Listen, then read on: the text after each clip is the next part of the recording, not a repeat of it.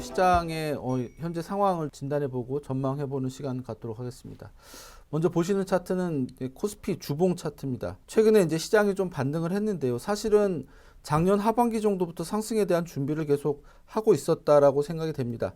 보시는 것처럼 이제 우리가 이런 거를 이제 다이버전스라고 그러는데, 주가 저점은 낮아지지만 보조지표 저점 이렇게 높아지는 거죠. 이 주봉상 RSI에서 다이버전스가 나오고 1월 달에는 이제 저점이 작년 10월 저점보다 이렇게 높아지면서 주가 이렇게 상승을 했습니다.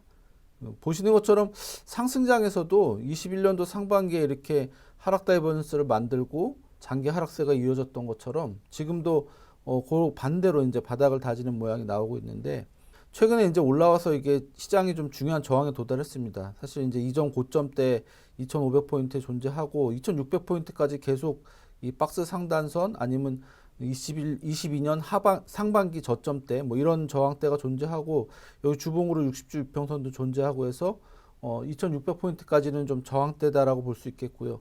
여기를 넘어서면 그 다음 저항은 이제 2800 수준입니다. 좀 올라가게 되면 이 주봉으로 이제 120주 이평선도 존재를 하게 되고, 그리고 이제 일목균형표의 그 구름대 상단선도 존재를 해서 한 2800 정도로 볼 수가 있습니다. 그러니까 일단 현재 가격대에서는 좀 단기 조정 가능성을 좀 열어 놓으시고, 만약에 2600까지 넘어서면 2800 정도를 다음 목표로 보시는 게 기술적으로는 가능한 숫자라고 생각이 되고요. 그 다음에 일봉상 차트로 보면 사실 제가 저항이라고 말씀을 드렸고, 사실 조정 가능성이 있긴 하지만 여기 되게 강한 저항이겠죠. 2500포인트, 2550포인트 또 이후에 2600까지도 있는데, 그렇지만 이미 주가는 이제 200일 이평선을 돌파를 했습니다. 그리고 다른 이제 120일이나 60일 이평선도 이렇게 점차로 상승 전환하고 있고, 또 이제 구름대에도 이제 지지대로 자리를 잡아서 조정이 좀 단기적으로 좀 받는다 하더라도 그다지 큰 폭은 아닐 것이다. 이 구름대 상단선에서 가능하면 좀 지지를 받거나 아니면 요 위에서 이렇게 계속 등락을 하면서 시간을 보낼 수도 있습니다. 어쨌든 지금 조정 가능한 가격대라고 말씀은 드렸지만 지금 조정이 큰 폭으로 나올 가능성은 별로 높지 않다. 그리고 중장기로는 어쩌면 이제 돌파될 가능성에 좀 무게를 둘 수 있다, 이렇게 말씀드릴 수가 있겠고요.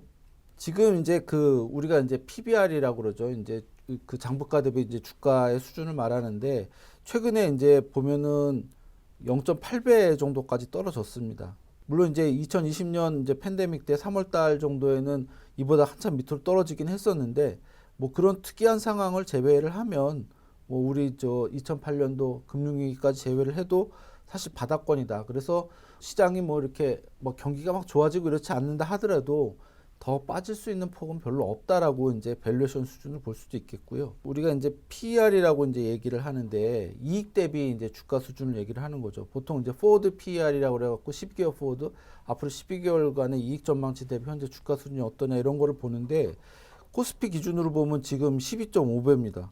그래서 단기로 많이 올라와서 12.5배까지 올라왔고, 이전 고점대라고 해봐야 14배 정도. 그리고 2007년도 고점대 근처까지 왔다. 이런 거 가지고 되게 걱정스러워 하시는 분들도 계세요. 그래서 단기로 보면은 이익 대비로 보면은 지금 주가 수준이 너무 높은 거 아니냐. 그래서 조정을 좀 크게 받지 않겠냐, 이렇게 생각하시는 분 계시는데, 사실은 저는 이제 그거에 대해서 좀 말씀드리려고 자료를 만들어 봤습니다. 일단은 우리가 일반적으로 이렇게 이익 수준이 그 PR이 이렇게 올라가는 경우를 보면, 과거에도 그런 패턴이 보였지만 이익이 이렇게 하락하고 상승 전환할 때 가장 높습니다. 주가는 올라가는데 이익이 떨어지다 보니까 PER이 이렇게 올라가는 겁니다. 그래서 그 이익 전망치가 이렇게 상향 조정되는 요 시점 정도에 그 PER이 가장 높고, 그 수준은 이전 고점대, 그러니까 PER 기준으로 이전 고점대까지 이렇게 올라가는 모습을 2009년도에도 보였었고요. 우리가 볼 수 있는 거는 2019년 초반에 이제 이 반등을 이렇게 주가가 반등을 하면서 이익 전망이 이렇게 확 떨어졌죠. 떨어지면서 이제 PER이 올라갔는데, 이때도 보시면 이 PER 고점이 이전 고점이랑 이제 비슷한 수준까지 도달했습니다. 그러니까 지금 우리가 지금도 이제 이익 전망이 떨어지고 있는 가운데 주가가 올라가니까 PER이 이렇게 올라가고 있는데, 사실 이전 고점이 이제 14.5배라고 보면 현재 수준에서 이제 여기까지 만약 간다고 보면은 주가 기준으로 약 2,800포인트가 됩니다. 그래서 아까 말씀드렸던 2,600 돌파했을 때 저항, 거기까지도 사실은 가능할 수 있다. 이렇게 좀 단기적으로 그렇게 생각이 되고요. 그 다음에 그래도 뭐 이익 전망이 중요한 거 아니냐 이렇게 말씀을 하실 것 같아서 제가 이제 챙겨봤는데 시가총액 상위 10개 종목들 그 이익 전망치 계속 올라가고 있어요. 그러니까 이번 23년 1분기가 저점이고 2분기부터 조금씩 올라가는데 3분기에 이제 급격하게 올라가는 모습을 보입니다. 그래서 이익 전망이 어쨌든 지금 바닥권을 지나고 있다라고 말씀드릴 수가 있겠고, 얘는 이제 삼성전자랑 SK 하이닉스 전망치만 이렇게, 이게 애널리스트 컨센서스입니다. 보여드리는 건데, 제가 아까 포워드 EPS라는 거는, 포워드 그 영업이익 전망치라는 거는 12개월 이후를 말씀드린다고 했는데, 3월 말이 되면 요 숫자가 이제 23년 1분기 전망이 빠지고, 그리고 24년 1분기 전망이 이렇게 들어가게 됐어요. 지금까지는 이제 포워드 12개월 포워드라고 그러면 이 정도 숫자를 말하는데 3월이 되면 이렇게 되는 거죠. 즉 이익 수준 자체가 이렇게 올라가게 돼 있어요. 12개월 전망치가. 왜냐하면 이제 23년 1분기 전망이 빠지기 때문에. 그렇게 따지면 사실은 지금 수준에서 뭐 이익 전망이나 주가 수준 이런 게 변화가 없더라도 퍼는 계속 떨어지게 돼 있는 거죠. 그래서 밸류에이션 부담은 어쨌든 시간이 지나면 자연스럽게 그냥 해결되는 부분이 있다라고 말씀드릴 수가 있겠고, 그 다음에 좀 최근에 좀 의미 있는 데이터가 하나 나온 게 IMF에서 이제 뭐 분기에 한 번 정도씩 해서 세계 경제 전망을 내놓는데 22년 전망치랑 23년 전망치가 계속 떨어졌어요. 근데 이제 22년 끝났으니까 전망치가 안 나오겠죠. 근데 최근에 1월 말에 23년 전망치랑 24년 전망치가 나오는데 요 주황색이 23년 전망치입니다. 계속 떨어지다가 처음으로 이렇게 올랐어요.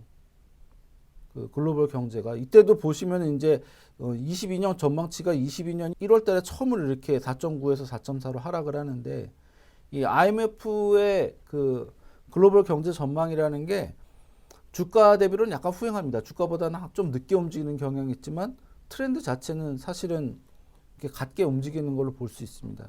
그래서 지금 같은 경우도 사실 주가로 보면은 바닥이 이미 작년 10월에 나왔기 때문에 한참 후행을 한 거죠. 그렇긴 하지만 이 펀더멘탈 지표가 어쨌든 이렇게 돌고 있고 24년 전망치는 3.1% 성장률로 22년보다 높습니다. 그런 얘기는 뭐냐면은 어쨌든 우리가 경기가 계속 전망이 나쁘다 하는 게 컨센서스처럼 돼 있었는데 뭐 그렇지 않을 수 있다라는 얘기가 좀 이렇게 나온 것 같고요.